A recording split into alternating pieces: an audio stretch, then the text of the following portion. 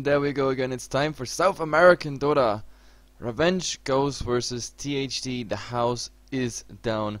And yes, for all those who try to decipher the names, like I actually asked them to take their names properly, but instead they just gave me a translation of all their little pop names, but I just remembered pretty much half of it. I hope Roxas knows. I wrote it down, don't worry. You wrote it down? Good. I wrote good. it down. Perfect. And yeah, now that you already heard Roxas, my name is Heflatv, and casting with me is, of course, Roxas, the guy you already know from the night shift here on Heflatv.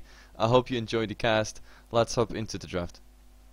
Alright, so instantly already targeting Smash. Pretty much the popular strategy against Revenge. Insta-ban Brewmaster right away. Revenge, they go ahead and take out Lycan, even though it would have been a Radiant Lycan. They also ban out Radiant Batrider, which I think is a lot scarier.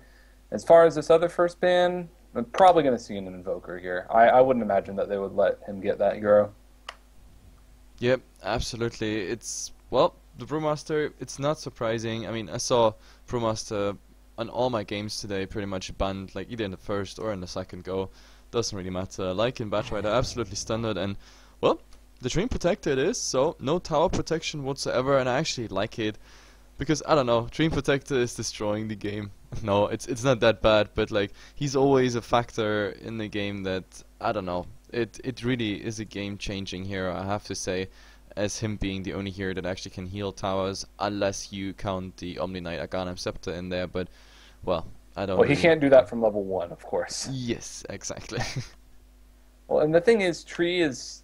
he's such an enabler. You get so many of these supports that are enablers at certain stages of the game, but Tree, he's really an enabler just at every stage. He's an enabler during the laning phase whenever you have a little bit more health to work with and more regen. So heroes like Weaver really go to town with that. You can dive towers pretty easily. And then in the mid game, when you keep all your tier 1 towers up and people can't really push super hard, he's an enabler in that stage. And then at the end, he has an ultimate that goes through BKB. So he's just so freaking good. Yep, absolutely. And now, well, we have the Mirana as the first pick by Revenge, which is also pretty common. Like the Mirana in the last days, I don't know, it's absolutely, yeah, first pick material. And I don't know, the question is now, how does the Houses Down react? Because now they have to see that they don't give them the Shadow Demon, which means they have to pick it since they didn't ban it. And now, okay, they decide they go for Invoker and Sand King. That means Revenge, if they wanted to, that would be the nice synergy there. Of course, Shadow Demon as a good option. Yeah, Shadow Demon has risen in stock, mostly to his own accord. Part of that also does happen to deal with people realizing that in a Bane Mirana combo, you just switch the Nightmare aggro, and then all of a sudden that combo is a little bit less difficult. But then people think, oh yeah, Defensive Disruption is really good. Shadow Poison does a lot of damage at level 7, or at level 4. If you max Shadow Poison, you can do 1,000 damage, which is insane for a support. And Demonic Purge going through BKB is a pretty big deal in the late game. So what do you think about the Houses Down valuing Sand King more highly than Shadow Demon? Because they knew they were giving it away. I wish it would have been vice versa, because, I mean, the Sand King would have still fit into the Revenge draft, but the Shadow Demon, Exiled Invoker is just a nice combination as the Mirana Shadow Demon. And to be honest, Shadow Demon overall, just a more versatile hero, in at least in my world. I mean, Sand King is always cool. We have the Burst Strike, we have the farm capability with the Sandstorm, we have the Epicenter. When he gets the Blink Dagger up, he's always like that little surprise party coming into the fight from somewhere in the trees. And, well, I mean, I like the hero overall, but the problem is Shadow Demon, he pretty much brings a lot to the game from level 1 on. Like with Disruption, with Soul Catcher, like today with the Zephyr games, we saw, for example, Purge playing also the Shadow Poison build, which is very interesting and has like a high damage value on low mana cost. But let's not talk too much about the Shadow Demon. I mean, it is as it is. So Mirana, Shadow Demon, Invoker, Sand King, that were the first picks. We have now the second ban rotation. It's the Weaver, the Disruptor, Ancient Apparition, and the Wraith King. And now they were pretty fast. Like overall, they're pretty fast with picking. Kunkka it is, and Clockwork. I mean, Clockwork, I don't even want to say anything about Clockwork because I'm so excited about Kunkka. Well, I like Clockwork a lot as well. It's a hero that's still really good, and especially Radiant Clockwork, it's going to be great. The only problem with him is going to be the defensive disruptions coming out from Shadow Demon. Alright, we're done talking about Clockwork. So Kunkka, want to go on about the Admiral? or Yep. the Admiral, the The Admiral. Admiral. Admirable.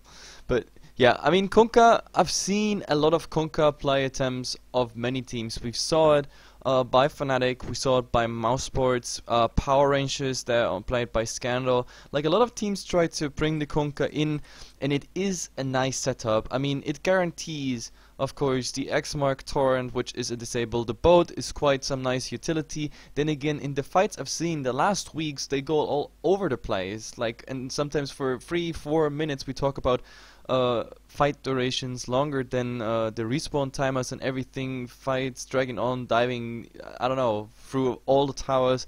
And there, I think the boat is kind of outdated ultimate, but let's see if we have some nice boats coming. I mean, there's a Darkseer missing for a nice vacuum boat, for example. Boat into wall, wall into boat. Either way, it is very strong. The only problem with Kunkka is very easy countable by a BKB. Like a BKB is all you need, so no torrent, no X-Mark, boat, you don't care. I mean, the support still suffer from Kunkka, and of course you can get like a lot of damage, but if we have BKB rush, no, not so powerful anymore. Yeah, absolutely. But I still think that the mid game presence that Kunkka gives, as well as the laning presence, just from level 1, and people kind of forget that the Shadow Demon Kunkka combo just around level 3 is still really powerful. I think that it can have a pretty good impact before that really comes out. I mean, and Kunkka's not... I mean, are you really going to go BKB first on Invoker Clock, Sand King, Silencer? No, yeah, that's... I wanted to add that actually, but I thought you're gonna say it anyway. Like, the heroes we have on the Houses Down side, they're not BKB heroes at all. So, yeah, maybe this Kunkka actually will have a justified spot in this draft. Yeah, absolutely. So what do you think about this Silencer? This looks... Love it. I don't think this is going to be a Sand King, or I don't think this is going to be a support Silencer. Do you think this is going to be like a VP-style carry Silencer? I hope so. I mean, we saw by Illidan played Virtus Pro, picked up the Silencer. It wasn't really a carry Silencer, I have to say, because he went for Aghanim's Refresher build, which is amazingly strong, I have to say. But then again, okay, Mirana is gonna be immune at some point. She's gonna be forced into a BKB. I mean, looking at everything that there is already a Burrow Strike, we have the Invoker with all the CC, we have the Silencer now with Last Word, Curse of the Silent, as well as the Silent Ultimate. So the Shadow Demon, well, I don't think he's ever gonna make it to a BKB, but the Mirana for sure. Kunkka may be most likely in the game if the game is dragging on. But the good thing about Silencer, and this is why I'm a big fan of Silencer, is if you play a Silencer in a farming slash roaming position or early rotation, like you get a lot of instacks. So on top of the item progress you have ints stacking up, and it's not just int, you even steal that intelligence from the enemy hero, which is sometimes crucial on a couple heroes, like Kunkka dying for example very early, let's say 5 times to a Silencer. That's actually quite some significant mana pool he's losing. But either way, it doesn't even matter about the intelligence steal. Fact is, like, if he's part of the kills and he doesn't die as the first one in team fights, he's stacking up a lot of intelligence on top of the item damage he's gonna get. Yeah, and that's going to be a really big deal, especially for Kunkka and Mirana later on in the game, because those heroes, they do have some mana problems later on. Early game, they usually just make up with it for a bottle or some simple stat items such as a Drum of Endurance. But anyway, Revenge, it looks like they're going to be revealing their hand as well, kind of with an aggressive tri-lane, because they do go for a Tinker. Offlane Tinker is okay on Dire, just being able to stack and farm the Ancients with March, but I don't know if they'll necessarily do that. Yeah. At the very least, the House is Down thinks that this is a support Mirana, so there's a roaming SD Mirana, as they do ban out Luna.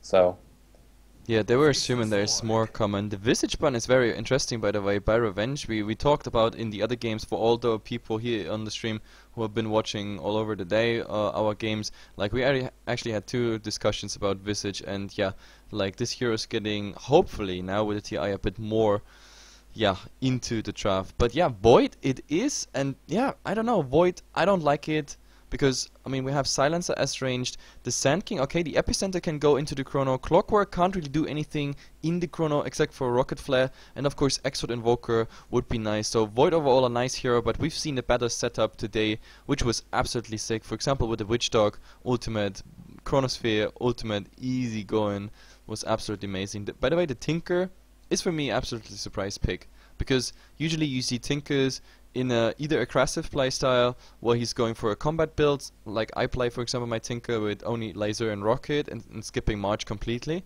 or you go for a Tinker if you have on the other side a heavy pushing lineup based on like creeps whatsoever, so you can just spam March on machines and there's no way of the houses down pushing it in. But look at the push potential of the houses down. It's pretty much not existent, as in like very known pushing heroes. No Exorcist, no Mass Serpent wards, no Plague wards, no Furin with Treens. I don't know. Like Tinker, strange pickup. Yeah, well, the other thing is maybe in the early stages. Oh, we're kind of blowing through the draft here, but Tinker also offers a lot of lockdown. Just being able to permanently hex someone is going to be pretty valuable, but it's just so ballsy to be picking that up with a silencer on board. And also, it's going to be looks like it's going to be a carry Kunkka. I mean, it is the roaming Mirana SD, and the OD is going to be picked up as the last pick here. I guess that's just to counter the Invoker. Yeah. But it's really strange. I mean, Kunkka, Tinker, OD. So who's going mid? It's like, yeah, I don't know. The laning will be very interesting. It looks like it's going to be Kunkka mid as IWOs on that. And also, earlier you were talking about all the combos with Chronosphere. I don't think that Void necessarily needs that. He's a strong hero in his own right. And if you can't really punish him in the lane, I think he's a monster late game. So, at the very least, Revenge, they do have a very good aggressive lineup, and they do have a really good late game with the Tinker. But they do have to just hope he never gets caught in a Chronosphere, especially during Global Silence. Because the team fight, the House of Down should never have to take a team fight that they don't want to, because they have a silencer. Yeah, so. But it's, I don't know, I just don't like the Void pick anymore, because we already have Defensive Disruption, we have the Torrent, and now we have Astral Imprisonment. So we have two defensive abilities which, like, yeah, can save each and everyone in the Chronosphere unless everybody's in the Chrono. Like, this draft is just countering Void so badly, plus, like, that's why I don't like it, because usually you have the Chronosphere up, and even if your Void is inside disabled, something like a Witchdog ultimate or anything else would still absolutely obliterate whoever is in the Chronosphere, especially if we had then a Gundam Scepter later. But this is not the case here, and I don't know, if we have a BKB up on the OD and the Kunkka, and yeah, I mean, the Shadow Demon will be silenced. I mean, silence plus Chrono, so there's no disruption whatsoever. But still, if the OD goes for a BKB sooner or later, Astral Imprisonment on the target he's focusing, and that Chrono will be, yeah, I don't know, gone. Also, the Void has to be rushing a BKB sooner or later, because every time the Chrono is coming up, there will be disruption on him, there will be Torrent on him, maybe even an arrow setup as well as the OD. Just using Astral Imprisonment on him instead of the target that is focused in the Chrono. So I don't understand the Houses Down's draft here with the Void, but then again, Revenge also very greedy. Let's introduce the players, and like, this is gonna be horrible for me. I don't know, we have Masoko here on the Kunkka, we have Galford playing the Tinker, then Ayo, I don't know if that's the original name, is on the OD, Cloister playing the Shadow Demon, and 759 is Mihawk, right? If I'm not mistaken. Yes, that is Mihawk. Yep, 759 is Mihawk here on the Mirana.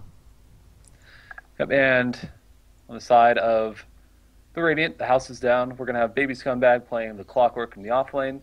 The carry, Faceless Void, going to be played by Hawi. Violence going to be playing on the support Sand King. ARJR on Carl. Invoker in the mid lane. And the support Silencer going to be played by stand-in SS. Yep, absolutely. I mean, the laning now of Revenge is what interests me the most, to be honest. Like, how do we see this? I mean, support Kunkka, who's gonna be mid? Is this, I mean, most likely. I was thinking it's just an aggressive tri-lane with the support Kunkka and then a safe lane Tinker, because if you look at the OD's inventory, he's only got 3 branches. He's probably going mid. Shared tangos will come sooner or later. The Tinker's also getting a shared tango, so yeah, Tinker safe lane, OD mid, and then the Mirana farming with the support Kunkka. That's how it looks like, at least at the moment. Like, they paused the first time, said G, and then Void coming with a pause again. I mean, we're already quite late. The only good thing is today, like, over the day we actually like had a problem because we were casting Southeast Asian games and the servers went down. I don't know if you noticed that, so we had like half an hour, 40 minutes delay, me and Kylie, on Heflatv 1, and yeah, like the entire schedule afterwards was, yeah, horribly messed up because of that. But the good thing is also the following up games, they were all sort of delayed for different reasons. Here anyway, the good thing is the follow-up game at 4 AM CET is also with the houses down. So if they play overtime here, long games, long pauses, whatsoever, we will still easily make it into the other game simply because it's about the same teams. Right, absolutely. So, and if you are a fan of the House of Sound, it will be a double header. So, make sure to tune in, regardless of how they do. Yep. In summary, Check out this 4 courier games. for the House of Sound. Have you seen this courier before? This iguana?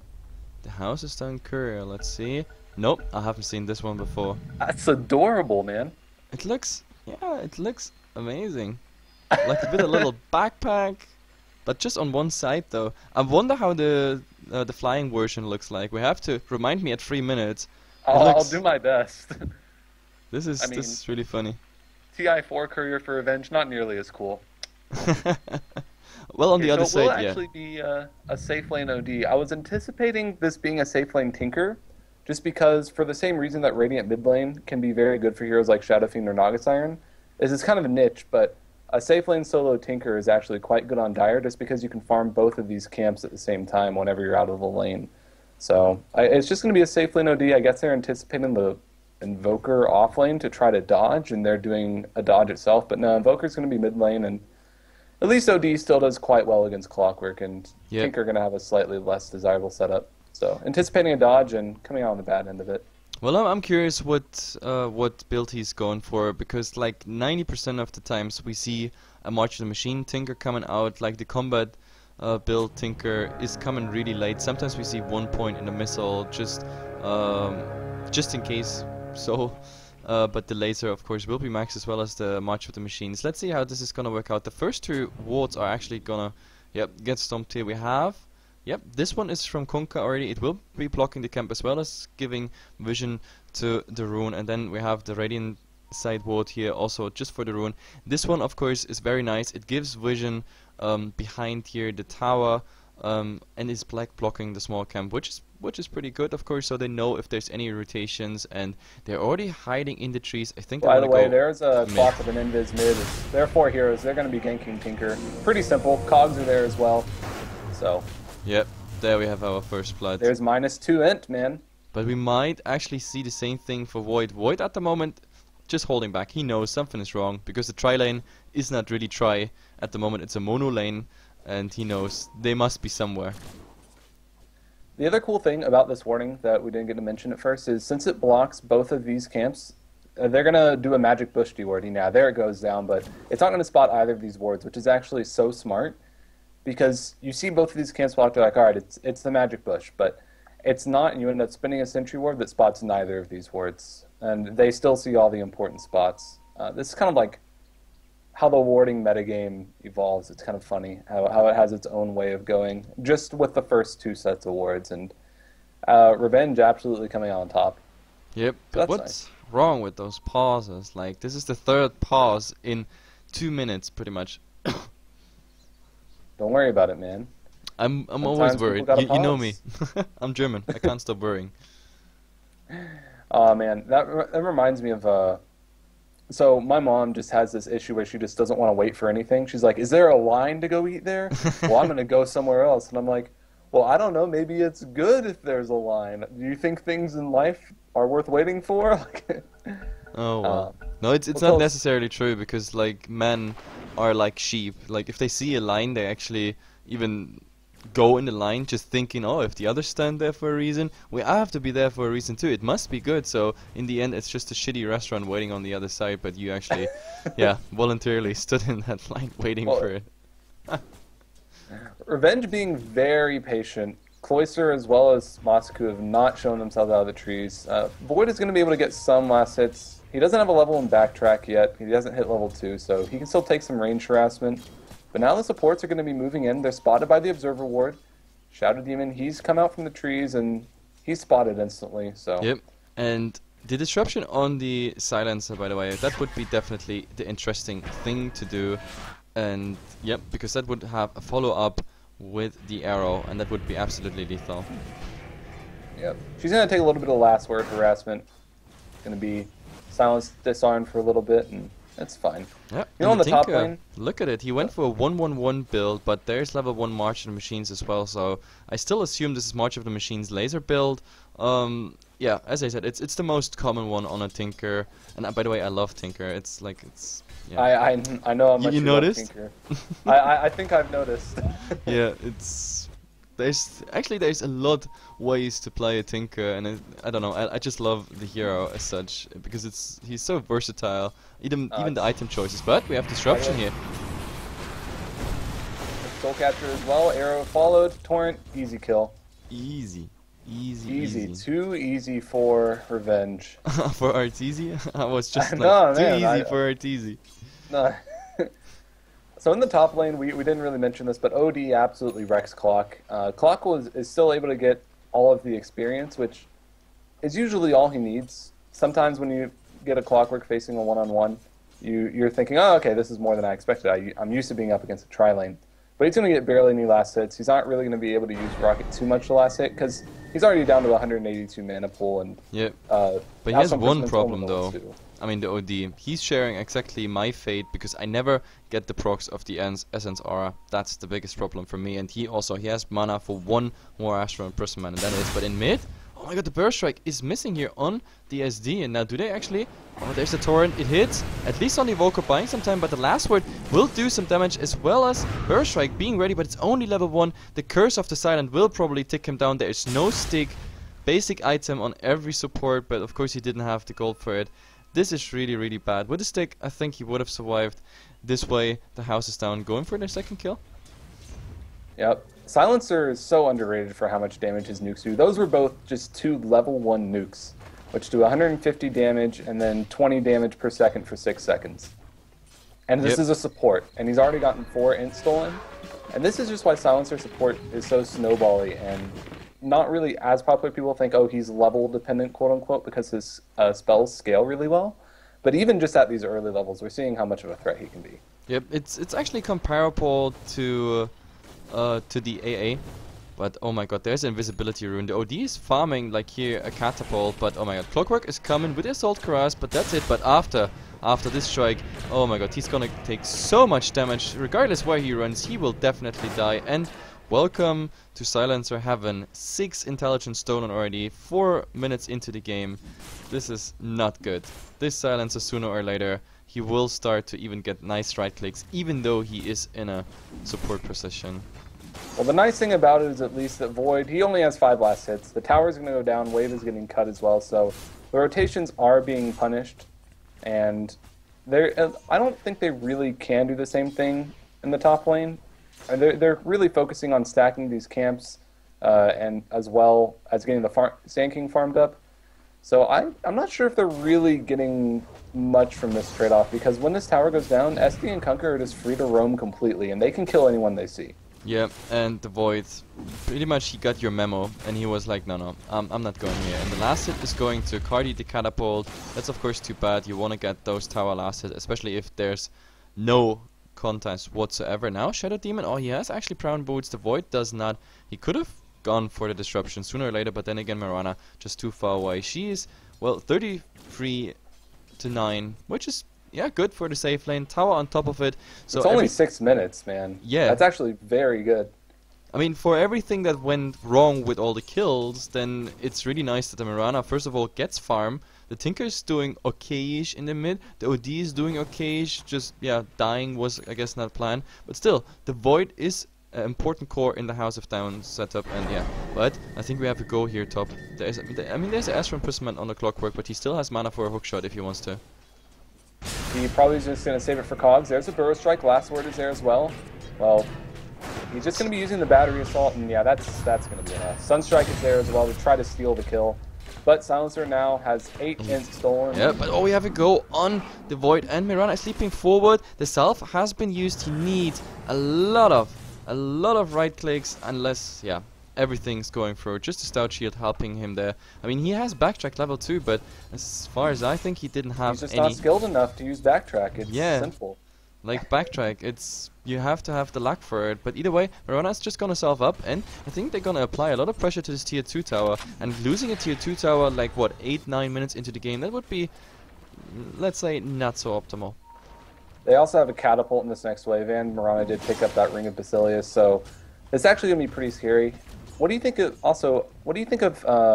OD going for this Hand of Midas as he's getting gone on top lane? Oh, but we have a go on the Tinker. That is of course bad. There is last word on him, and Curse of the Silent as well, and he has nothing. What is he doing? He was just trying to cast the rearm to get Curse of the Silence off, but in the end he's dying either way. And now actually, Masuko, he's getting stunned up by the Burst Strike, and now last word, everything is still on cooldown, but Curse of the Silent, I mean, he can use instantly. He doesn't even need to. Who needs to use any spell, because he's just going down by right clicks. And talking about right clicks, oh my god, there is an arrow on the silencer. He actually might go down, but he will be disarmed. No. Silencer going down, the killing streak going the way of Mirana. Oh well. Well, Mirana can now pick up a Hand of Midas if she really wants to. Tinker, he had his bottle and Soul Ring at a very decent time, but pretty far from those boots of travel. Probably not going to get those until about 11 minutes or so. It's only a double stack on these Ancients. Oh, we see it go here on the OD. He is in, but the battery is sold. No mana for it now. He's gonna make it out of here. There's Astral Imprisonment, but I don't know. Does he have mana for the Rocket Flare? The Flare is there, but oh my god, the salve use. That's amazingly done. Beautifully done, actually. And now, Sanity Eclipse is not there. Oh my god, Cloister is now in the cogs. The Silencer is actually there as well, so they're getting pushed out now. There's a lot of damage on the OD, but there's an arrow. Don't eat the arrow, Silencer. No, he does not. But then again, there will be the Starstorm on 2 targets. He will get a lot of right clicks. Is that enough? The drums being used, they're in pursuit, but stick being used. Yeah, this will definitely be enough. The Clockwork, well, he decides with that Soul Catcher, he doesn't want to go into that fight. So in the end, OD, beautifully done. Because when the Clockwork had mana for the Rocket Flare, this salve actually really saved his butt there. I mean, he avoided the Rocket Flare as well because he stepped to the side, but the salve allowed them to re-engage regardless. It would have saved his life, but it also would have helped him re-engage. Void now, he's having to go for a catch-up Hand of Midas, so he's not going to be a factor in this game for a very long time. And the Colossus Exhort Invoker, which we didn't really touch on too much, but yes, he is going Exort, and he has got his Hand of Money as well at a decent time. So now it's kind of up to everyone but Void to make a lot of space for him, unless Revenge is just going to run away with this mid-game. Yep, absolutely. But yeah, Void finally finding some farm. He's 14-4, but still, this is 10 minutes in. Kunkka in an awkward position, in a very awkward position. This Burst Strike is gonna land last word on top of it. I mean, he's gonna use his spell sooner or later, but it doesn't really matter. Now Curse of the Silent, after he silenced, one more tick. He even stood still, like, just to not bite time. But oh my god, Cloister, what is he doing? The Assault actually killing the Shadow Demon. He did not react at all here, and now the problem is Clockwork has no mana whatsoever, but the OD, if he had just a tiny bit of mana, he would just kill that OD. So Clockwork doing a decent job for an offlaner that had not an easy time against this OD. Yeah, absolutely. He's already sitting at 2-0-2. And what had happened as well with Shadow Demon was he was low just from a casual Sunstrike coming out from Invoker. Mirana, but the Epicenter is skilled at the same time, so Invoker will probably go down. Yeah, he goes down, but there's the Revenge with the Epicenter and the Chrono, just used in case. One more hit, and there we go. That's 531 gold for Void. That buys him a Hand of Midas. Yep. It's totally worth it. The dominating streak going his way, that is exactly the gold he pretty much lost in all that farm. I mean, of course, it's less gold than he could have potentially got from CSing, but yeah, getting a dominating streak definitely helps. But he in the mid, like 1, 2, 3, where's the TP of the Tinker? Well, he's still far away from it. But yeah, Void getting his Midas. There's smoked up supports, so he should probably be getting there pretty soon. Yeah, this smoke is gonna run out. I mean, there's what, like 1, 2, 3 seconds left. The Kunkka actually has a haste run if he wants to pick it up. But this is really bad timing. I mean, the smoke support's waiting there in the mid. Now the smoke running out. I mean, Kunkka still coming there, but no X mark. Like, this is really strange. I mean, 2 points in Tidebringer for support. Now he's body blocking, and the Clockwork is there just in case he's actually hookshotting somewhere else. This is gonna be a disaster. Last word and a double Burst Strike as well as all the damage. So Kunkka already going down. The Clockwork still going for the Tinker, but Tinker actually makes it out. Now they pursue the Mirana. Everybody's protected by Moonlight Shadow at the moment, but SD going aggressive on the Clockwork. Of course, there is a lot of damage coming from the Shadow Poison, but not enough without the Soul Catcher. This was some awkward initiation. Like, I don't understand what Revenge did there. Yeah, just one of those fights where you're not exactly sure who's all there. You know, all of a sudden you see people and like, who's off the map? Is their whole team there? And just as the laning state is breaking down, we do see most fights kind of be a little bit awkward for that exact reason. And In the end, just Oh, everyone Mirana. licking their wounds. If No she one stays, really dying. yeah. No, but I don't know, like the support's waiting in mid smoked and no one else coming. Also the Tinker, by the way, did not go for the laser build, which I don't understand because laser is the most damage, like single target damage mana efficient spell on Tinker. The rockets sure go on 2 targets, but He's just prioritizing the mischance because I mean, I understand. I do agree with you. I think that getting the damage is better. But we see a lot of Tinker players actually go for this just when they want to prioritize making sure they have the mischance at the low mana cost. So it actually did save him from clock because he was in the backside of the fight. He was able to blind the clockwork, so Moonlight Shadow was able to get off, and he wasn't able to get off the right clicks necessary to kill Tinker. So it ended up paying off for him, but I do think the laser build would have been okay. Speaking of which, he now has his boots of travel, so he'll be all over the map. Absolutely. I think we forgot to mention, no, actually, no, we didn't. Like, the Hand of Midas came out by the Void. Like, when you compare the Hand of Money, you call it, like, the THD, they have, of course, the advantage, because there's 2 Midases running, like, one on the Invoker, one on the Void, there's only one against them on the OD. But now, oh, Mirana actually found the Void here. There is the Chronosphere if he wants to, but before he gets it off, there's arrow directly in the face. I think he was already in the cast animation of this one. Like, that was too greedy, Mr. Void. He could have gotten easily out there. Yeah, he like, it's one of those moments where, that was just the most casual Starstorm I think I've seen. He just walks up and gets him in Voids, like, he takes a second to really realize what's going on before he decides. They want to have a nice setup here on the Clockwork. There is the Astral Imprisonment just for positioning. There's the Rocket, well, does not do much on a single target. Like, with the Laser and the Sanity Eclipse, and yes, I'm coming back to the topic, they would have gotten a kill here on the Clockwork, but, well, he chose to not go for it. Also, he was a bit too late, didn't TP to the creep. I mean, like, if you have Astral Imprisonment, and when you come out of the Astral Imprisonment, suddenly you wake up, or, like, come out of it into a March of Machines, that's also a very, very bad combination.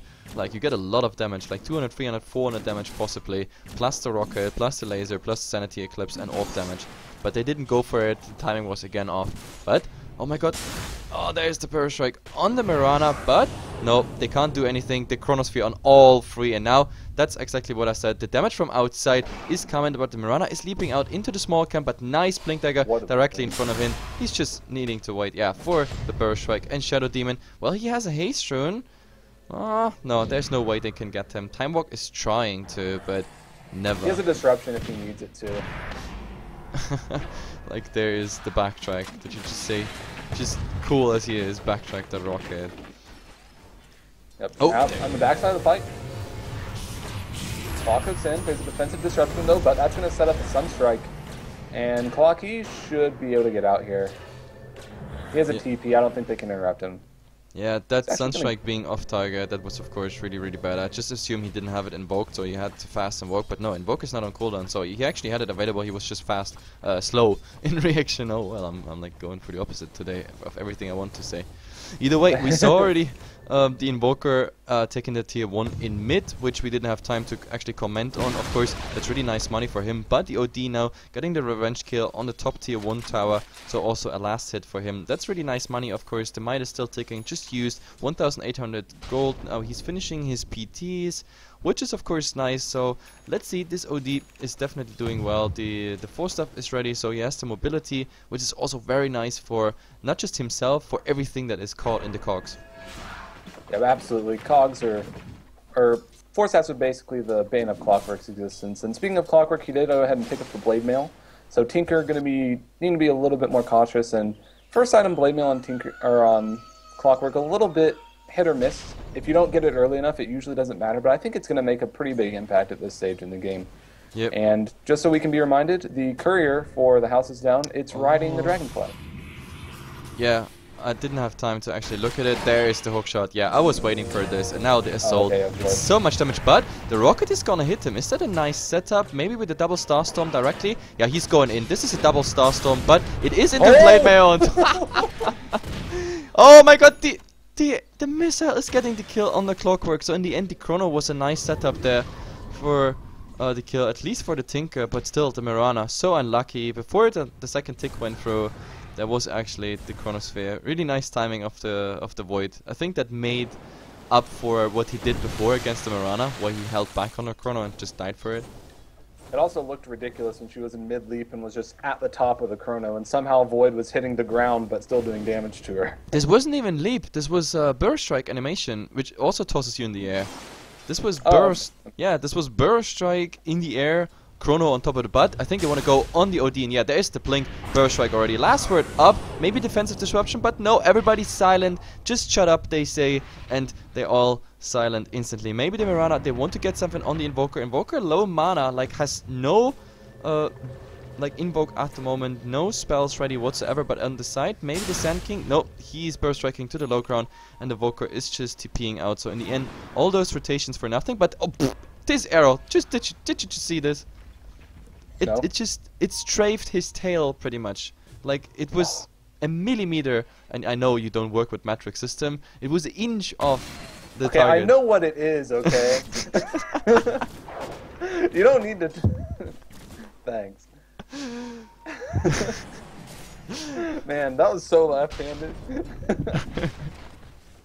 But yeah, either way, really nice gank there by THD. They get away with murder pretty much. So, yep, looking decent for THD, regardless of what Revenge is at the moment trying. It's just not working out, especially the Silencer and the Sand King going for the plays here, which all buys the time for the Void. So in the end, it kind of worked out. Like, the Void taking like a crappy lane for the start, but the rest of the lanes working out fine, as well as all the ganks. Now, oh my god, hookshot again on the poor Kunkka. So, yeah, he's going down. The Sunstrike would have finished the job, but he was earlier. Assault Cuirass, Battery Assault is like level 4. It's crazy damage. Starting with an AC as a skill, that'd be sweet. It's almost like you're playing Elder Titan, right? Yep. So meanwhile, THD, they're trying to look to get some map control. It's pretty hard to get these towers from the Tinker. They only have one tier 1 tower down, which was just kind of gifted to them. Yep. So basically they're trying to use Invoker as bait at the moment, see if they can get anything out. And we haven't really mentioned Silencer too much, but he's becoming a secret carry already. He's already stolen 18 int, and he can start going for something like a Force Staff or a Scythe of Vice, maybe a mech for his team. That's going to make him a little bit more of a force in these fights. No, I really would go for a Gundam Scepter Refresher build on the Silencer, because he gets the right clicks at the moment, just from the intelligence. I mean, 18 intelligence stolen, Jesus Christ, this is a support Silencer, we're only 20 minutes in. This is more than in the Virtus Pro game.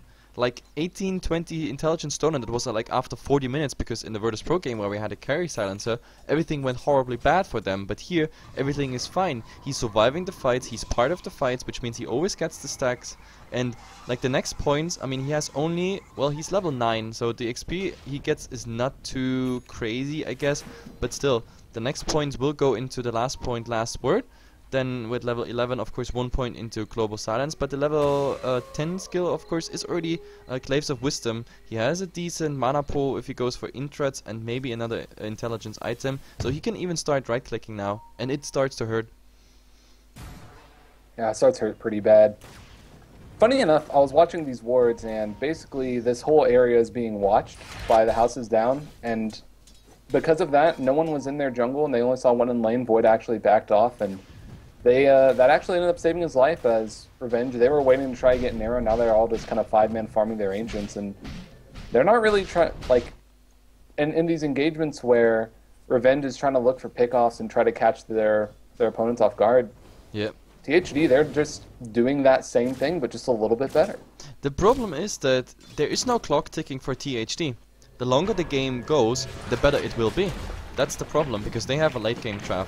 They have a Void, which will, like, yeah, who will kill pretty much 1-2 targets in a chronosphere. Then later you have like the BKB targets coming against the OD, etc. So, oh my god, Kunkka, what is he doing? That's a crazy dive, and he gets a first hit bash directly. He will die. That's another stack for the Invoker, and Burst Strike here on the Shadow Demon, so they might actually get catch up. And yeah, there is the hook strike. The hook strike. What am I saying? The hook shot. The hook strike. Oh my goodness. What, metric system not good enough? No, I'm just kidding. This also means they got the deny on the tower. Yep, Invoker got the deny on the mid tower as well. So huge victory there for the houses down. And they all TP'd as well. That's just kind of like Alliance Dota. If anyone's getting ganked, they all TP. It's pretty ridiculous. Yeah, massive rotation. I mean, this all is for a bit HP sacrifice of the tier 2 tower here. The Mirana, like Miok, is still pushing, but at the moment, like, he's trading for a tier 3 tower already, and this tier 3 tower is getting huge damage. There is actually a boat incoming, but it is a fail boat, a big one actually, and now, well, March of the Machines and etc. taking care of the entire thing, so they traded like what, 50% tower damage on a tier 3 for a lost tier 1, tier 2, and of course the 2 kills plus the tower deny in the mid, so overall still absolute decent win for the Houses Down. And as I said, there's no clock ticking for the Houses Down. They can go for this another half an hour easily, because in the end they end up having the better, yeah, late game in my opinion. And they're going for the Fighting Bill on the Void before really building any damage. He's gotten the Mask of Madness, which is probably the best, most cost-effective item for attack speed, especially in Chronosphere. And he's just going to go straight for the Aghanim Scepter. I was thinking it was a BKB, but no, they're going to be getting the 60-second Chrono cooldown. We see this build be really, really popular. You don't have to feel bad about taking any fights because, well, actually, Rocket almost killed Kanka. 5 HP. I can't believe this. And now, oh my god, the Sunstrike. It hits. This is amazing. Now, oh god, Burst Strike in there. Do they even snatch the Roshan? No, the OD is actually getting it. And now, okay, the Sand King in a bit trouble, of course. He has nothing left, but oh my god, the Kunkka. Do a last hit? No, he doesn't see him fast enough. He could have just right-clicked that Kunkka. Like 60 HP, the Sand King has more than enough damage. But in the end, I mean, they get at least like a really sneaky kill on that Shadow Demon. Did he buy back? Yes, he bought back as well. Oh, this is horrible. A Roshan is like Shadow Demon kill, all that just for ages, and a buyback on the Shadow Demon. So I don't know, if you do the math, still okay trade for the House of Down for the fact that they didn't want to contest this. Yeah, absolutely. They really only sent a Rocket Flare and an Epicenter in there from basically your 5-position support, so... Well, this wasn't even Epicenter. Okay. They can just, he just went in. This was Sandstorm. Oh, it wasn't even Epicenter? That's the funny part. He was there to scout and just went in with thingy. Like, if that would have been an Epicenter or like Blink Burst Strike Epicenter or anything like that, we would have seen a team wipe for revenge and maybe even the Roshan snatched, I mean killed and the Aegis snatched. Or vice versa, or either version, it doesn't really matter, but like, I don't know why, I think they just didn't see it. Like, they honestly just didn't see that Roshan is happening, didn't expect it, otherwise they could have contested this. They are absolutely, yeah, absolutely capable of contesting Roshan at any point now. Well, I think just in the end, you have an Aegis on OD, so what's that going to do? You're going to have to either use an Aegis to buy yourself space to farm because the other team doesn't want to fight into you, or you want to force a fight. And if Revenge just wait and farm, well, there's a Void on the other team. By the way, top lane, Violence. It's Purge as well, but the cogs are there. Poison's going to be able to kill him, but here comes Tinker. Throws out the laser, but Silencer, he's pretty tanky. He's got that point booster. IWO, he popped his BKB for this, but now here comes Evoker with the Necro 3. There's a Cold Snap. He's going to be able to take him down. Arrow to fly. Going to be airballed, though. And Sunstrike. Too early. Yeah, a little bit early. So Aegis gone. So what I was going to say is, even if they do fight in with the Aegis, I don't think that they can win a fight with 2 lives on OD. Yep, so in the end, this was a Aegis for Sand King trade. Twice. I guess. Yeah, I mean, there could have been much more. The problem is, of course, the Silencer, a 350 movement speed, and the OD going for PTs only 365. That's not a huge difference. So you saw he was trying to catch up there and trying to get him Astral Imprisonment, is set up for the arrow or anything similar, but he was just too fast in reaction. He was almost under the tower, and yeah, the OD, I mean, paid this Aegis just because of that chase. Like, if they would have gotten out, they could have even, yeah, have the Aegis remaining in OD's possession there. But either way, they trade the Aegis for a Sand King. I guess if you're that far behind, it is okay. And yeah, we have to put some numbers on it. Look at the graphs. The House is down in experience, actually. They had like more than 5k lead already, but now they're down to 2.5k.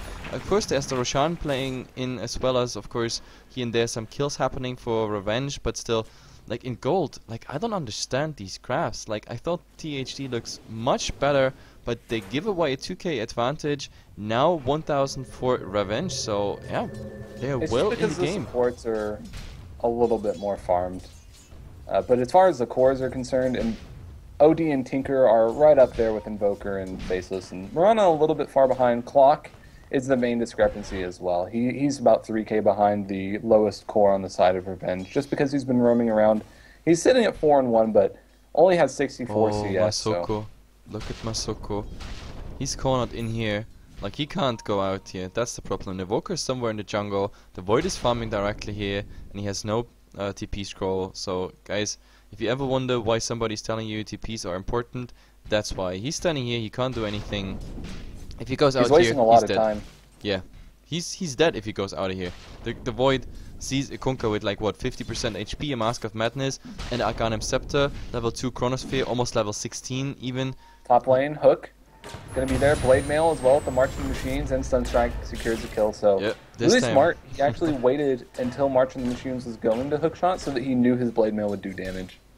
Yep, absolutely. It was pretty good. Also the Sunstrike this time properly done. But yeah, Moonlight Shadow used Moonlight Shadow, but it was spotted by the Sentry Ward. Oh the my Chrono! God. Oh my god, he uses BKB but still gets done. The Astral. Oh my god, the Sanity Eclipse doing a lot of damage. I think the Void actually going down. Yes, he will go down, but the OD still alive. Oh, this boat is hitting on 2, and now there's a lot of damage as well as Torrent coming up on the Silencer, and now they chase the Invoker. Let's see what's happening here. No, Starstorm actually is there. The second hit, one more hit. The Shadow Poison, maybe the arrow would have secured it. I mean, Clockwork is there maybe to get something like a cleanup kill. The problem is they're not low enough. Like if he goes in there, oh, the hookshot, the hookshot, the hookshot. Do it. Do it. He actually does it on the Kunkka. So Kunkka, maybe he does something with the Torrent, but no. Doesn't matter. The Torrent even completely off target. I don't know for what that Torrent was, but it was not for the Clockwork. Either way, what a messy fight. So THD actually losing a lot here.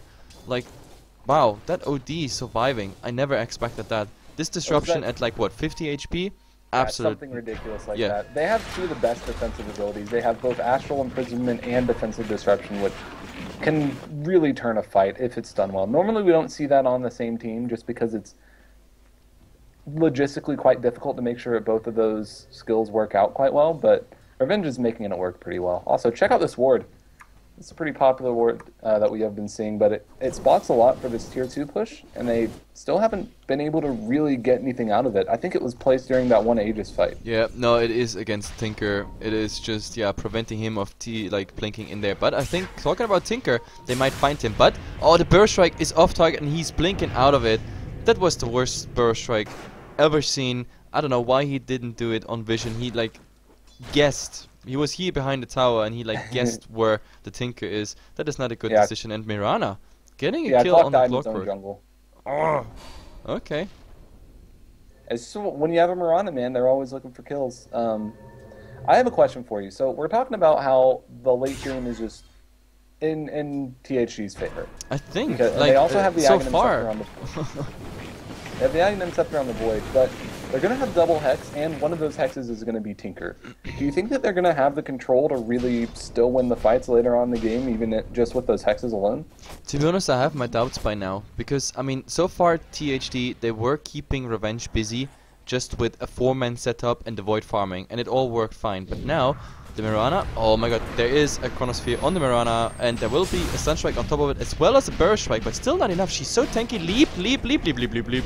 No leap there. So 2 more intelligence for the Silencer, as well of course the Mega Kill going Faceless Void's way. This is really bad for Revenge. But yeah, talking about the late game, I don't know, I'm not really sure. It depends what the Void is going for. Maybe we really see that YOLO build, and the question is, does he get the Chronos? I mean, we already saw him, oh, hookshot on the Kunkka. He's solo pushing here. The boat is not gonna help him. He's so dead. Yeah, and now the Void, just kill secured. Yeah, I don't know.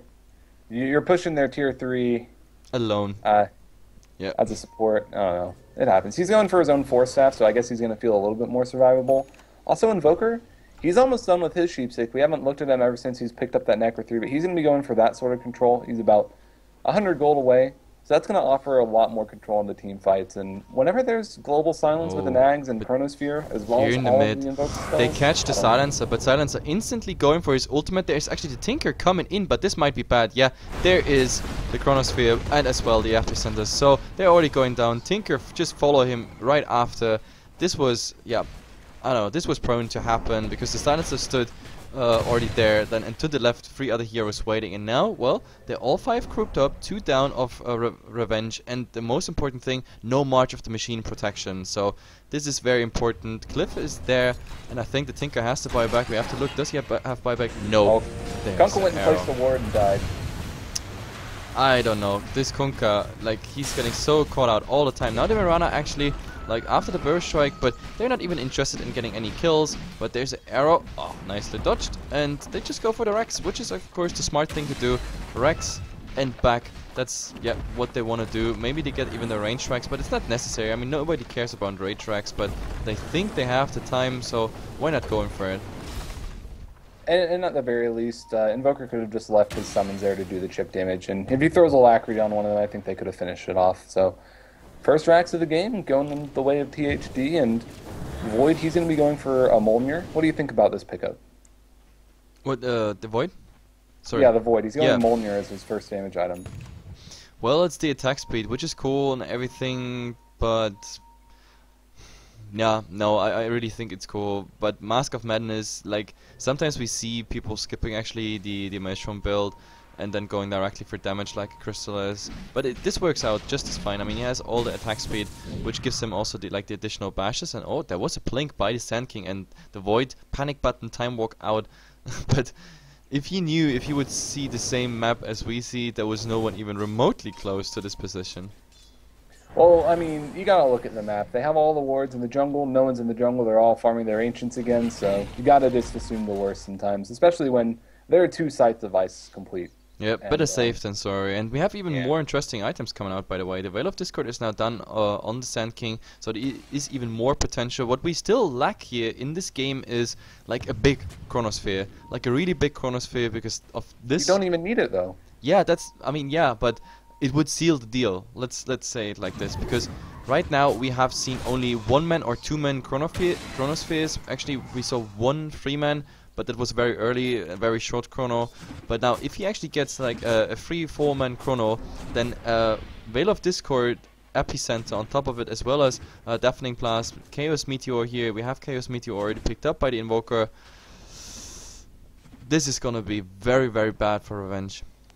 I think basically they just want to wait for the next Roche fight, and we talk about all these wombo combos, but sometimes you don't necessarily need to get them off. You can just use those to your advantage to say you can't fight us in certain areas, such as the Roche pit, because we have such good team fight there, and you can just win the game without even ever taking that fight sometimes. And so we're talking about how it's not sealing the deal, but does it really need to? Look at Kunkka, please. Like, I think Masuka is the player mostly out of position. I don't know for what he's actually standing here in those trees. I mean, yes, Hi said you're safe in the trees, but you shouldn't take it like word by word. Because, I mean, now standing here, I mean, of this time at least he has a TP scroll, so he doesn't have to stand here for another 3-4 minutes whatsoever. But still, he's surrounded by 3 heroes which can easily kill him, even without Chronosphere. Last word on him, Burrow Strike and just right clicks is just enough. The only thing that could support him there would be a Tinker, but a Tinker would pretty much get the Chrono directly on top of him, as well as the Shadow Demon. This is a very awkward position, so sooner or later I think he has to TP out here.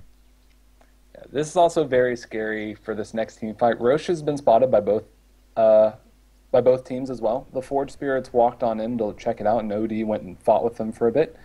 But the Ags is going to be done on Silencer by the time the Roche fight comes. He just needs 150 gold, so it's going to be very difficult for Revenge to be able to get this. At the very least, they still have their offlane tier 1s. Oh, top lane actually. Sheepsticks thrown off for the first time, going on to Mirana. She has Moonlight Shadow, she needs it, but only needs a leap. She's deceptively tanky. Yep, oh, and the Kunkka actually came out, and oh, the Chrono! The Chrono again, so off target. That's okay, 60-second cooldown, don't worry.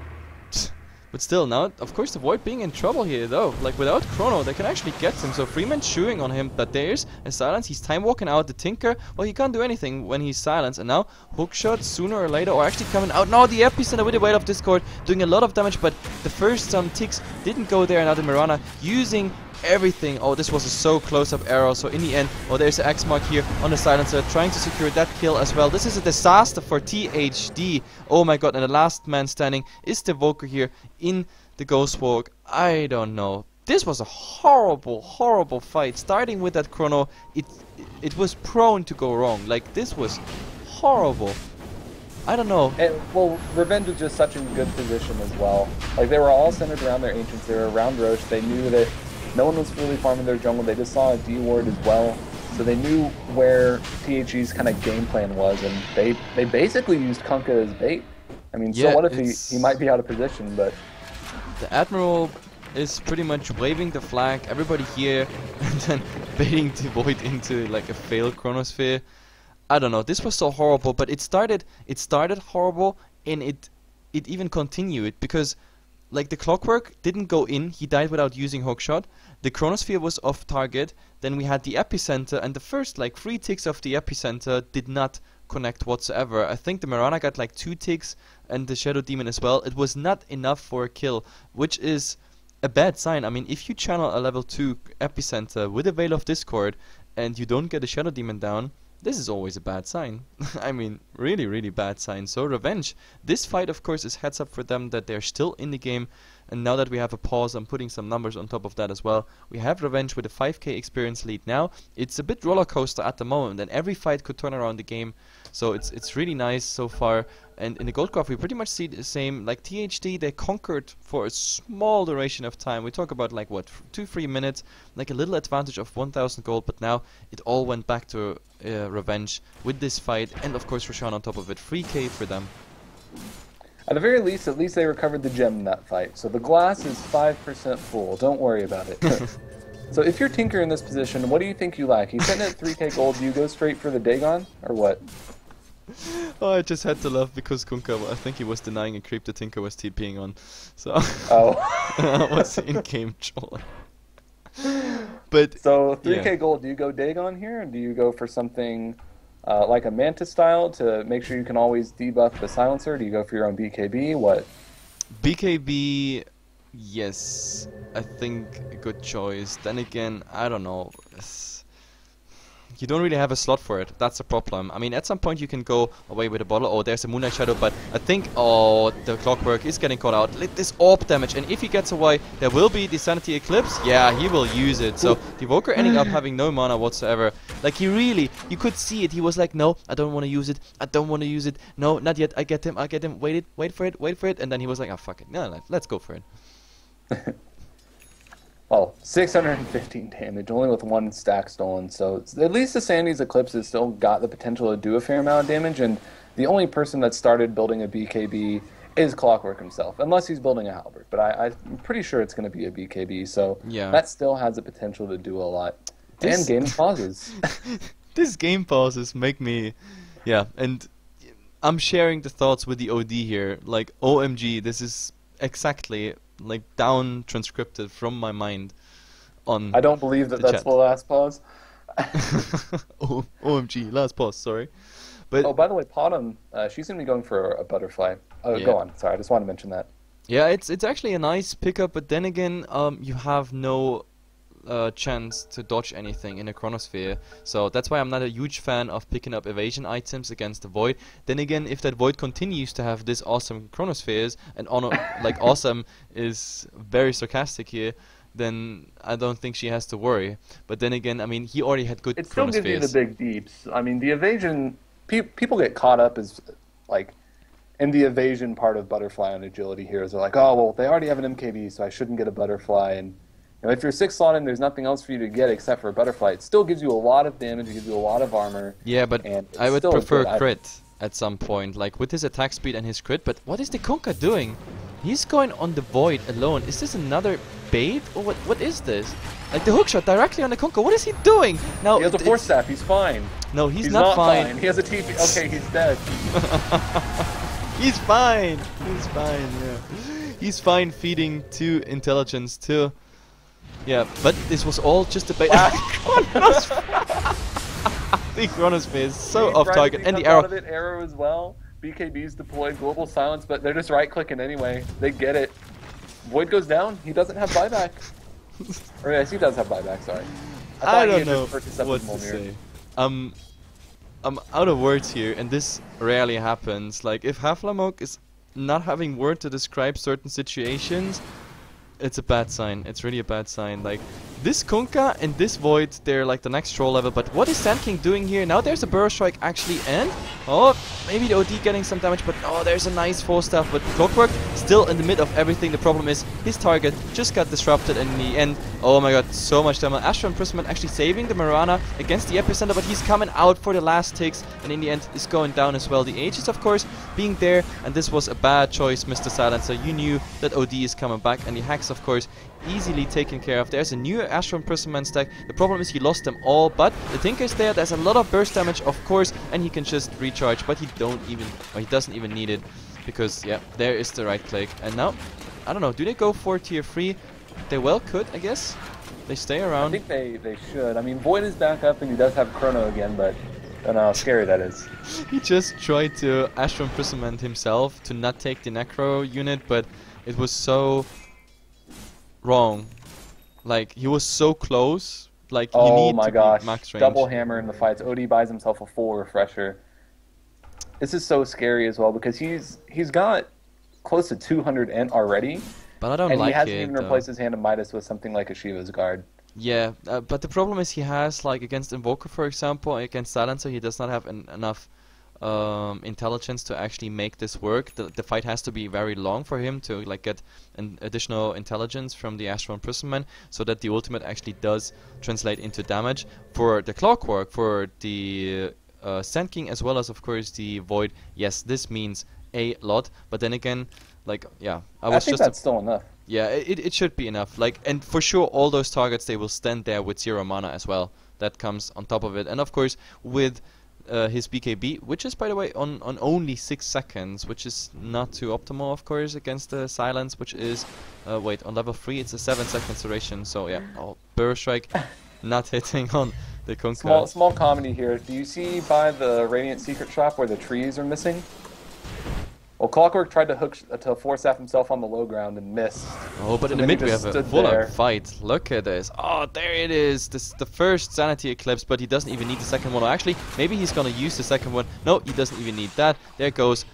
Oh my god. Oh, there's the second one on the Evoker. Do they go for the Evoker or for anything else? He's ghost walking away. I don't know if they have vision, but the Tinker taking care of the rest. But now, oh my god, the arrow directly into the poor Clockwork. So yep, they clean up the house now, but Invoker getting out, and also Sand King very nicely saved there by the Clockwork. The Tinker really tried to like cast the laser. It would have been a kill, especially with the Soul Catcher on top of it, but well, you can't cast anything with the only target around like a battery assault. Yeah, absolutely. And Revenge they're just coordinating better in these fights, and we both agree that THD has a bit better late game and a bit better team fight, but when it doesn't really come together, it doesn't really matter. That's why execution just makes so much more of a difference in games than picks, and we're certainly seeing the product of it here. Yep. And now we have a high ground situation, but there's a hookshot at the same time on the Tinker, so well, he can't really rearm, that's the biggest problem, but at the same time in mid, there's a huge epicenter, everything does damage, but the problem is 2 BKBs running, and now Sand King, you're so down. But then again, okay, the Invoker getting quite some nice damage here on the Mirana.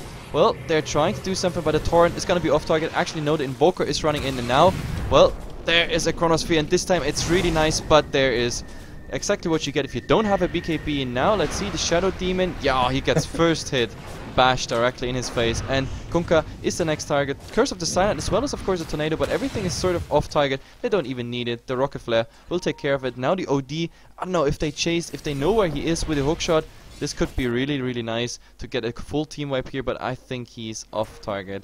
Like, I mean, off limits, as in you can't really reach him. But then again, if they have a scouting Rocket Flare, no, he uses the Rocket Flare to actually push the creep wave. Well, I'm not sure exactly where it went so poorly. I don't think they're respecting the damage that OD is doing. He's basically 2 or 3 shotting someone as he hexes them, and he's hitting really hard because there are just no BKBs. I mean, BKB is a boring item, but sometimes you just have to get it. Yep, absolutely. I mean, this is now a safe tier 2 tower, so THD is getting something here, and the OD has to defend, but the respawns are pretty soon, so they have to hurry up. I'm looking fast in the crafts, and yeah, Revenge losing some of their 15k, 20k experience advantage, and well, the gold is still relatively safe in Revenge side, like 10k still. They just lose like what 2-3k after this fight, and the respawns are almost through. And now let's see. I think THD has to come with amazing initiation, or they just go back. They have Chrono again, and the burn isn't really on them. We do keep forgetting that they are 1 racks up, so yep. they're and playing this Epicenter game as with well. a bit of an advantage. They're going to try to attempt a regoose here. Do they have any detection in case there's a Mirana ult? Yeah, they do have a gem. So they're hoping that they move out to farm the jungle, try to catch any stragglers, and yep, they're going to do it. That poor Kunkka. There is the time walk, but so off target, but it doesn't really matter. Kunkka is absolutely alone now. He's 4-stuffing away, but I don't think it really matters. Like, yeah, there's the 4-stuff. Would avoid first hit. Bash. Like, he's the bash Skill lord. bash. It's amazing. Like, I don't know, his bash scales with how good his chronos are. Like, indirectly proportional. Like, he has the worst chronos on the planet, but then again, he's bashing like a man. You could have just given someone a compliment, but nah, you gotta insult them too. Classic Heflatv. No, it's like the chronos were horrible. Like, with the know, chronos. It's okay. At least it's not missing a warlock ult. Now that's unforgivable. Yeah, absolutely. But I don't know. I think he tried to either he has like ping issues, which is of course a good option that might as well be, or of course he really just tried to get too many people in the chronosphere and going too greedy. That also sometimes end into the chrono being like completely misplaced. And now the arrow is actually missing Roshan. That's also a hard target to miss. But I remember the first time I played Mirana, I threw an arrow into the pit and my friend just pulled Roche back just so I would miss it so you can make fun of me. Man, it's okay, I feel you, man. But she does have the butterfly finish as well, so Aegis and Cheese go in the way of Dire, able to just get that, and Halberd now on Clockwork, so at the very least they'll be able to disarm either OD or Mirana, 2 significant right clickers. And what was it? I saw another big item being picked up. Yeah, it looks like Void is going to be going for his own BKB as well. So. Yeah, finally. I mean, he needed that so badly because every time he does a decent chrono, he's just getting Astra in prison. But oh, this is going to be big. This is going to be big. Oh, Burst strike on how many, but immediately. he can't channel the epicenter. That's really bad. But the Meteor doing so much and Clockwork coming indirectly on the Shadow Demon, but 4-stuff out, and now it's all about the right clicks. There comes the damage on the Faceless Void. He's actually going down now. The OD is going to work. The second Sanity Eclipse would be ready, and there it comes directly on the Volker. In the meantime, well, the Mirana still right-clicking through the Silencer. This is what they chase. In the background, we still have a fight going on. The Clockwork versus the Tinker and the Kunkka. I think the Clockwork is going to lose that. So in the end, OD Mirana going down. What a turnaround! So, and Clockwork, Oh my God. Clockwork actually getting the kill on the Tinker, and now he's running away from the Kunkka. Kunkka has no mana whatsoever, but all he needs is a right click. But he turned around for just a second. I think he has better movement speed, but oh, hookshot away. And now in the end, I think Masuko. This is a very awkward position. 4-stuff ready in now, pretty much. But is it too late already? Curse of the Silent will take care of it. So welcome, Silencer. He didn't die. How much intelligence did he get this fight? Like, absolutely amazing. And look at Invoker. He's already working on the base. So the buybacks have to come out. And the OD it is. What? He doesn't want to go for more. He knows there's a burst strike. Just waiting for him. But yeah, the burst strike already coming. Oh god, this was bad. Nope. Nice disjoint by the Ghost Walk again. And no vision on the OD. Oh, I really want to get this before I forget about it. So, Silencer baited the hell out of OD and Mirana. He basically moved in, got through these trees into this little spot by the Dire mid lane. Yeah, and then there was a Veil Burrow Strike as well as the Silencer spells, and they killed them both. Yep, absolutely. Like this epicenter, like it was so bad actually that like I think this was a bad communication issue of THD because they had the perfect setup. They had a 3-man.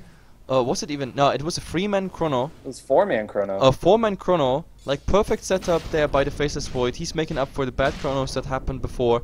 But the problem is, he used Burst Strike at the same time because he just saw the opportunity and he wasn't sure if Void is coming out with his chrono. He could have channeled there a easy epicenter into 4 targets that do not have a BKB up. Plus, of course, Whale of Discord as well as the Meteor. That was pretty much the Wombo combo they were looking for. But like the way they played it, like they actually paid for it. I mean, they still get a tier 3 2 tower. Yeah, tier 3 T2. Tier 3 tower. Oh god, I'm overworked.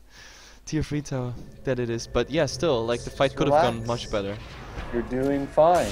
Yeah, relax, I'm doing fine. Okay, I'm not nervous at all. I'm not talking, I don't know, some very strange things. I'm all good. I had something I want to say, but I totally forgot about it. Thanks to you. Oh, you Oh, said Clockwork. already everything. Oh, Clockwork. Yeah, he. What do you think he goes for now? Do you think he just goes for the Oh no, not Clockwork. Shadow Demon Aghanim Scepter. So Shadow Demon's going for an Aghanim Scepter. Have you gotten to see this before? Yeah, actually, directly after 6.81, a couple teams tried to go for the Aghanim Scepter, but in my opinion, like, if you have a Aghanim Scepter on a Shadow Demon, you're mostly winning the game, or the game is going like, what, 60, 70, 80 minutes. That's the biggest thing. So, I mean, the Shadow Demon is never really in a farm position unless he really has a superstar. It is nice to have two, but then again, yeah, well, as I said. Do you think it's the best pickup right now? Like, who is he What going to else purge? could he go really? for? Is he just going to purge? Like, what is that really going to be doing in the fights? I don't know, I haven't like, really been it's seeing really it do just a the two whole lot. charges coming his way. That's all it is. I don't see what he can actually use that purge. That's the biggest problem. But oh, the Sand King may be in an awkward position, but they scout out exactly where they are. Oh, and the Void. Oh, he's trying to use the Chrono, but he is getting... Oh, Sheep before. Is there a second? Oh, he's using the BKB. Now the Chrono is coming out, and... Oh, he's working on it, but he can't really hit anything because he's disarmed. But this time, the Epicenter hitting a lot of targets, and the... Oh my god, the Shadow Demon is going down, as well as the OD. And now Mirana versus Silencer. This is an awesome duel, but who's winning it? The Mirana is actually the winner. And in the end... Oh, there's a boat, but it is a fair boat. Oh my god, this poor Tinker. I actually thought he's gonna die, but a nice rearm blink. So in the end, oh, Mirana surviving with 10 HP in the base, the rocket flare. She dodged the rocket flare too. That was sick. She saw it walk, like, going past the tower and was able to dodge it in the trees. Wow, absolutely nicely played. I mean, it's a 2-2 trade if I'm not mistaken. Or did we see a buyback? No, no recent buyback. So in the end, this is a 2-2 trade. There is a sheep on the Forge Spirits, which is pretty cool. Another sheep on the Forge Spirits. So in the end, I mean, they they're still doing get... chip damage to the racks. It just all it does is cost you mana. Yep, it's true. Bottom lane. Oh yeah. Scoop. There is a Burst Strike, yeah, on the Mirana. And Mirana actually now in trouble, but with the BKB use as well as the boat, but the hook shot, he has no lead whatsoever. But Clockwork, where's the Plate Mail? He doesn't use Plate Mail. I think the Plate Mail would have even killed the Kunkka there. So there is an X mark the spot, but in the end they lose. The Tinker can't really do anything.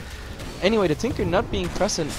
Oh, I don't know. Oh, this Burst Strike. This was really bad. Oh, There is the the Hex on the poor Clockwork. So he's not getting out. Shadow Demon trying to do something, but he's not even using his Purge to, I don't know, slow one of those targets, or like at least make them not use their Blink Dagger. It's pretty sad to see actually that against the Shadow Demon with so many spells, like they were still not able to interrupt all those daggers. But in the end, still 3 going down here, or 2 going down of Revenge. The OD still having the old respawn timer. But they don't lose any racks, so the game is still at a point where it has been pretty much for the past, what, 20 minutes. Have you looked at Invoker's gold lately? Yep, 27k. He's absolutely... No, not his net worth. His gold. Oh, yeah, plus the 7.7 he got. Like, it's... What are you saving for, Mushi? I have no idea, but like, get rid of that damn Midas. Use it the last time and then go for proper right click or anything else. Like a refresher on him, for example. Refresher this game. I think just the double hex, if nothing else, is going to be way too valuable. Not to mention just refresher with the Deafening Blast Meteor. That's a lot of magic damage, and the BKBs plus the are Chrono. really short. Like, on the side of one Meteor hurts already when you get hit. 2 Meteors really hurt. A second cheap, also very nice. And he has the mana pool for it, for sure. I mean, look at it. He has 2.3k mana. So, I think Refresher it is. He's heading towards... No, he's not heading towards the secret shop. So, for him... He just likes having money. He likes to look at it. He wants to wait for the Tinker. He wants to wait for the Tinker. And maybe the Disruptor, not the Disruptor, the Silencer is the bait here. But now, there's the Time Walk. Void is destroying the party, unfortunately.